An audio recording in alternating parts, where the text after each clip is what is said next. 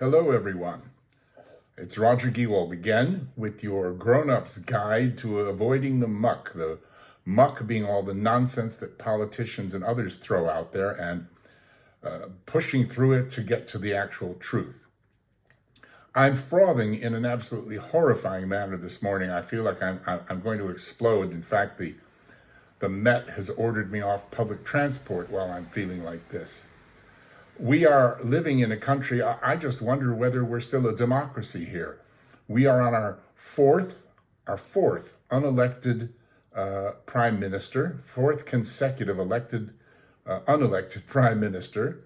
And we've got a chancellor that nobody wanted as prime minister, and many didn't even want as chancellor. And we are in a terrible position because these two gentlemen are going to adopt a budget today, an autumn statement as they call it, in which we are going to, it's predicted, suffer a huge amount of bad news, huge taxes, large cuts to vital services such as police, NHS, education, defense, all of this in the name of austerity, which we absolutely don't need, because in a political maneuver, really, they are trying to fill an alleged 50 billion pound black hole, which many media outlets and leading economists say simply doesn't exist. The truth is that if Rishi Sunak used the same formulas that he used when he was chancellor until just recently, we would actually have a 14 billion pound surplus. Yeah, that's right. But they are using different formulae now all of a sudden. Why? In order to have this black hole, and my personal theory is that it is so they can build up an absolutely lovely cash pile and then make swingeing tax cuts just before the next general election. So the point is, it's all about them and not about us.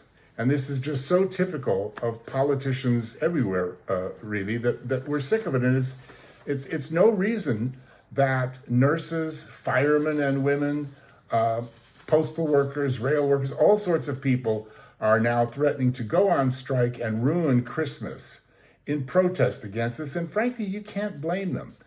Personally, I'm dreaming of a tight Christmas because for sure, Scrooge has come early this year. It'll be this afternoon. Hello, Scrooge. And, we're really not happy about it.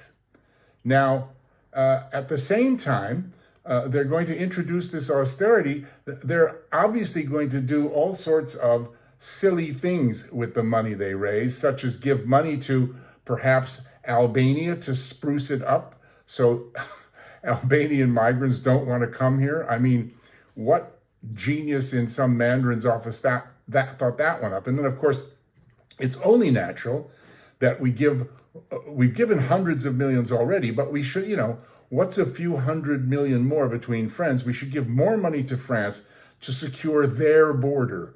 Of course, that's a very important thing. Many media pundits have been saying recently that we should remember that Rishi was chancellor and in charge of the piggy bank until very recently, and that he and the Bank of England have much to answer for the cost of living crisis in which we find ourselves. And so when they tell us that we need to enter a period of austerity, which we don't really, to fill this black hole, which doesn't really exist, I'm just flabbergasted. I don't know what to say. I mean, lots of people are saying this, not just me, but nobody is going to do anything. How do you stop this, especially when you didn't even elect these people? How do they get away with it? When can we expect leaders and decision makers who will act in our best interests rather than their own? It's just reached proportions right now where it's so totally outrageous and febrile that so many people are just speechless. Well, thank you for listening, and goodbye, everyone. And Roger, over and out.